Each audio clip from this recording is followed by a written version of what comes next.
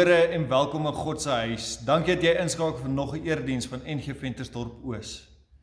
Ons praat vanoggend bietjie oor God se koninkryk, is deel van ons reeks van God se wil, God se plan en God se koninkryk. Ons het gesien in die laaste paar weke dat God se wil is dat almal gered moet word.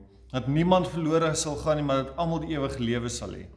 En dat God 'n plan het om hierdie te doen, om almal te red. En vanoggend gaan ons bietjie kyk na God se koninkryk. Jesus op aarde het vir die menigte geleer oor God se koninkryk, meer as oor enige ander onderwerp in die Bybel, of in sy bediening, en hy leer ons nie net daaroor nie, hy sê vir ons hoe om te bid daaroor, en reg deur geskiedenis bid Jesus se volgelinge, dat God se koninkryk moet kom. Maar wat is hierdie koninkryk? Hoe lyk hierdie koninkryk? En wanneer kom hierdie koninkryk? Dis die vraag wat ons vanoggend bietjie na gaan kyk, en bietjie gaan behandel. Maar voordat ons daarby kom ons draai ons gedagtes en ons harte na God toe. Kom ons raak rustig en hoor wat God vir ons vanoggend wil sê. Geseënd is die wat weet hoe afhanklik hulle is van God, want aan hulle behoort die koninkryk van die hemel. Geseënd is die wat vervolg word omdat hulle doen wat reg is, want aan hulle behoort die koninkryk van die hemel. Die Here jou God groet jou vanoggend. Die Here seën jou en beskerm jou. Die Here verskyn tot jou redding. Hy is jou genadig. Hy luister na jou gebede. Hy gee vir jou vrede.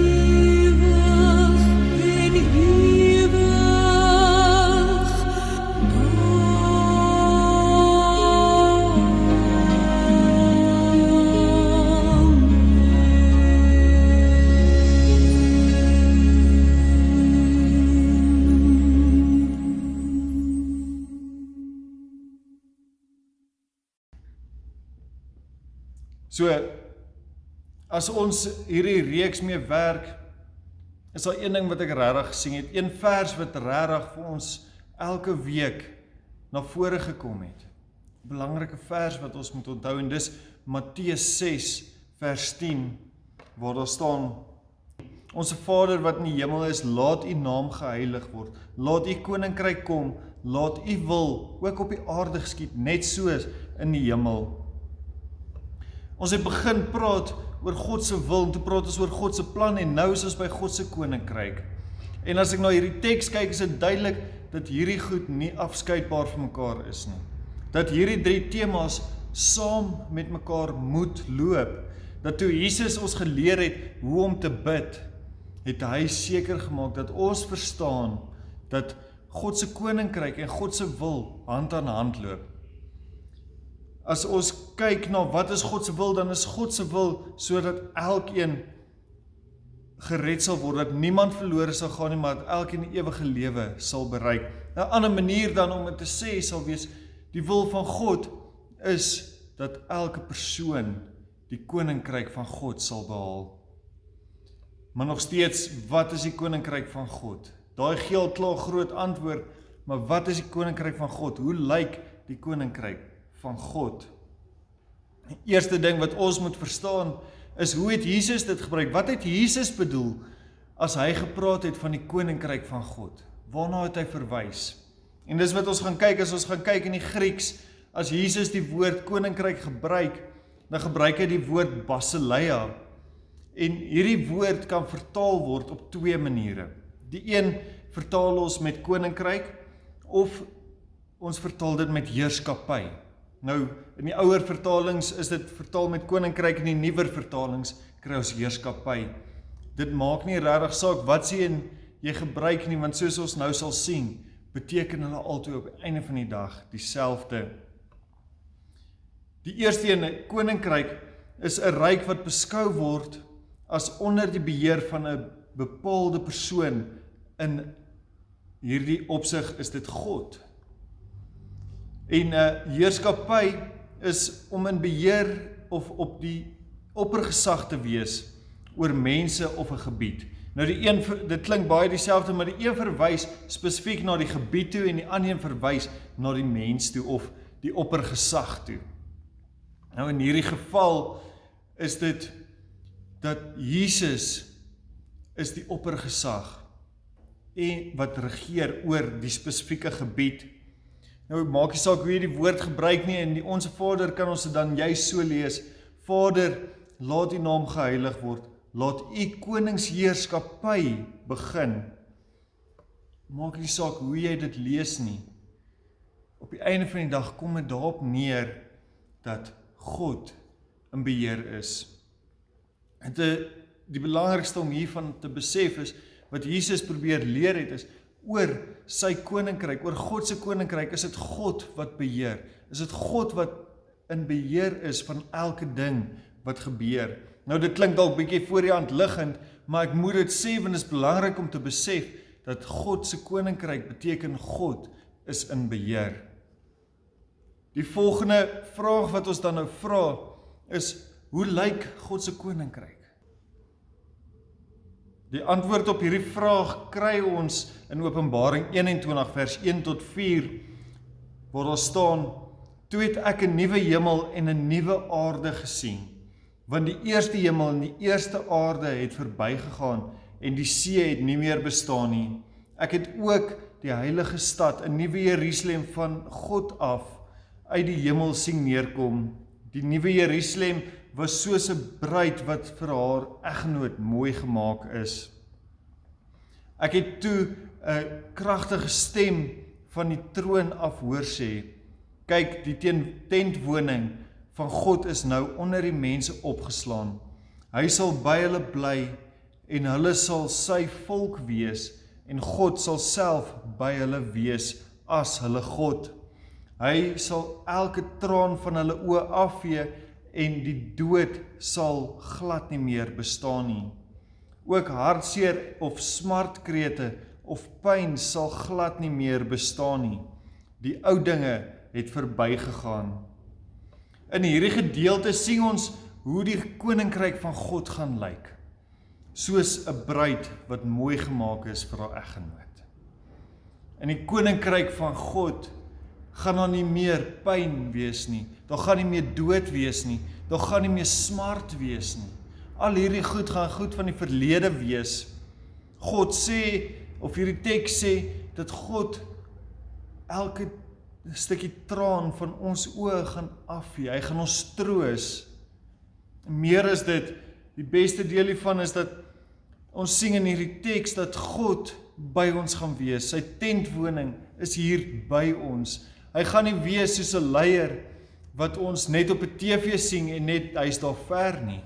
Nee, hy gaan wees hier tussen ons. Hy gaan 'n leier wees wat saam met ons leef, tussen ons leef, by ons is elke dag.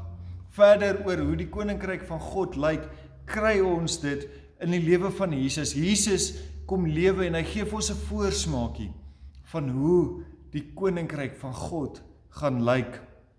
In Markus 4 vers 36 tot 41 tot 41 maak Jesus die storm stil. Jesus heers oor die natuur. Dit sê vir ons dat in God se koninkryk daar glad nie meer natuurrampe of ander omgewingsprobleme gaan wees nie. Verder in Matteus 14 vers 17 tot 21 lees ons waar Jesus die menigte voer. Dit is 'n voorsmaakie om vir ons te sê dat in God se koninkryk gaan hongersnood iets van die verlede wees. In Lukas 18 vers 35 tot 43 lees ons waar Jesus die siekes genees. En dit sê vir ons dat in God se koninkryk siekte en kwale iets van die verlede gaan wees. Dit is nie deel van God se koninkryk nie. En die laaste ding wat ons regtig sien by Jesus is in Lukas 8 vers 40 tot 56 wat ons sien waar Jesus mense uit die dood uit opwek. Jesus sê vir ons dat in God se koninkryk is daar nie plek vir die dood nie, dat ons almal sal lewe binne God se koninkryk. In God se koninkryk is daar nie slegte dinge nie, geen hartseer of dood of siekte of rou nie, geen rampe nie. Dit sê vir ons dat God se koninkryk heeltemal anders te lyk as wat die wêreld hier rondom ons vandag lyk. Dit gaan heeltemal anders te wees. Dit gaan iets wees wat ek en jy nog nooit gesien het nie. En Jesus self sê dat die God se koninkryk heeltemal anders te gaan lyk as ons aarde wat ons ken. In Matteus 20 vers 25 tot 28 sê dit, kom ons lees dit saam. Jesus roep hulle toe bymekaar en sê, julle weet in hierdie wêreld tiranniseer die maghebbers die nasies en die magtiges domineer hulle. Maar onder julle moet dit heeltemal anders wees. Wie onder julle 'n leier wil wees, behoort julle dienskneg te wees. En wie die eerste onder julle wil wees, moet julle slaaf wees. Net so het ek, die seun van die mens, nie gekom om gedien te word nie, maar om diens te lewer en boonop my lewe te gee as losprys vir baie mense. In God se koninkryk gaan het nie gaan oor hoe ek en jy onsself kan bevoordeel nie, of oor hoe goed dit met ons gaan nie. Dit gaan oor hoe kan ek en jy ander mense dien? Hoe kan ek en jy God dien? Dit gaan nie gaan oor hoe kan ek myself bevoordeel nie, maar dit gaan oor hoe kan ek myself onderdanig maak? Net soos wat Jesus kom leef het en vir ons kom wys het, jy moet kom dien en jy moet jouself kom onderdanig stel. Dit het hy vir ons kom wys om vir ons weer eens 'n voorsmaak te gee van die koninkryk, want dis hoe dit gaan werk. Ons gaan moet kom dien. Ons gaan onsself moet onderdanig maak.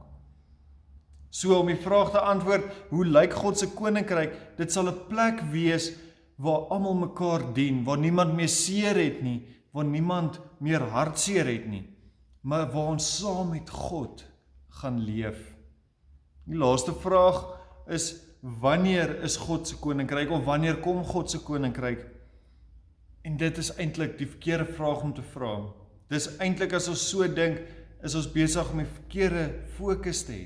Die vraag wat ons eintlik moet vra, hoe kan ek nou al leef, in God se koninkryk? Dis die vraag wat ons nou al moet vra.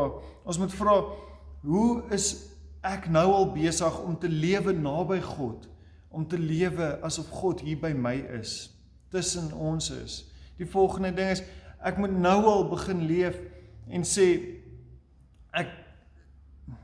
ek wil mense dien rondom my. Ek wil nou al begin leef in diens van mense rondom my en myself begin onderdanig maak aan mense rondom my. Die volgende ding is, ons moet begin vra, hoe is ek nou besig om God se wil te doen, om God se plan uit te leef? Hoe is ek en jy besig om die evangelie te verkondig, om die goeie nuus te verkondig, sodat God se plan en God se wil dat almal gered moet word? Hoe help ek daarmee? As ons gaan lees in Matteus 6 vers 31 tot 43 staan daar, moet julle dus nie bekommer en vra, wat sal ons tog eet of wat sal ons drink of wat sal ons aantrek nie? Dit is die ongelowiges wat oor hierdie soort dinge begaan is. Julle hemelse Vader weet tog dat julle dit als nodig het. Nee, maak die koningheerskappy van God en dit wat voor hom reg is, jou prioriteit. Dan sal God vir julle al hierdie ander dinge byvoeg. Moet julle daarom nie oor môre bekommer nie. Môre sal sy eie bekommernisse bring. Vandag se moeilikhede is vir een dag heeltemal genoeg. Ons moenie bekommer oor wanneer kom God se koninkryk nie. Ons moenie bekommer oor môre nie. Ons moenie daaroor nou fokus nie. Nee, ons moet ons fokus draai op vandag. Ons moet nou al vra, ons moet prioritiseer God se koninkryk vandag. Hoe leef ek en jy in God se koninkryk? Is jy besig om werklik vir God te leef vandag? Is jy besig om God se koninkryk uit te brei vandag? Is jy besig om God se wil te leef? Is jy besig om te help dat God se plan realiseer? Want God se koninkryk begin vandag. Ons leef dit vandag. Jesus het ons voorberei op sy tyd al om te sê, maar God se koninkryk is naby. Kom ons leef binne God se koninkryk. Ons dien mekaar. Ons lewe asof God by ons is. Ons gaan en ons maak God se wil 'n werklikheid. Dat almal gered kan word. Ek en jy het die taak om vissers van mense te gaan maak. Kom ons staan op en leef asof ons God se wil uitleef. Asof ons gehoor het waarvoor hy ons geroep het. Amen.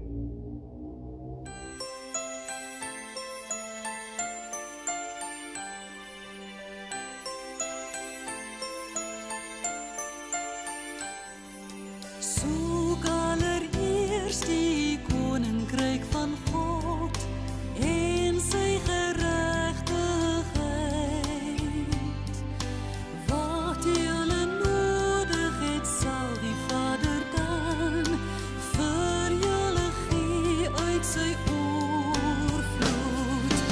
Halleluja,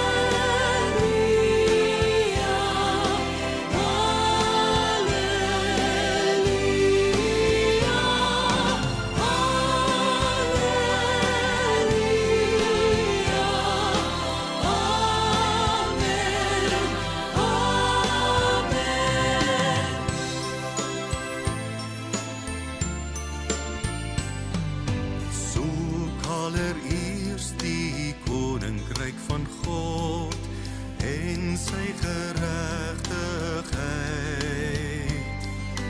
Wat julle nodig het, sal die Vader dan vir julle gee uit sy oorvloed.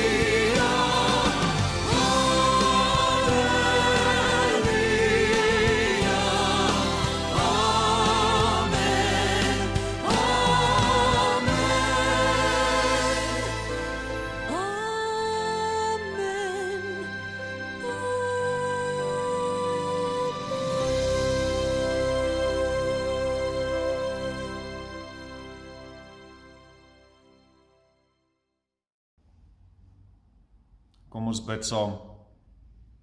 Here God almagtig, ons kom voor U vandag en ons bely dat ons weet dat U wil is dat elkeen gered sal word. Dat elkeen in U koningsheerskappy sal leef. En daarom kom ons voor U en ons sê, Here God, jammer oor die goed wat ons gedoen het. Here God, daar waar ons oortree, vra ons dat U ons sal vergewe vir ons sonde. Here God, daar waar ons oortree sonder om dit te weet, vra ons dat U ons attent sal maak daarop, dat ons sal weet wat ons doen. Here God, dat ons sal leef binne U wil en binne U plan.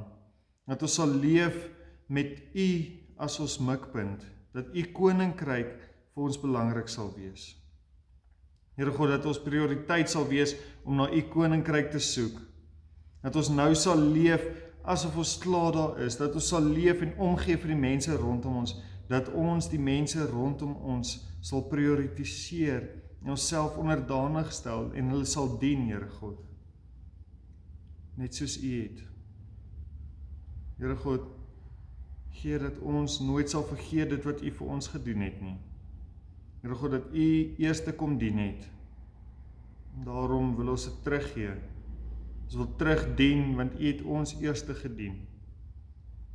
Ons sal nooit terug kan betaal wat U vir ons gedoen het nie.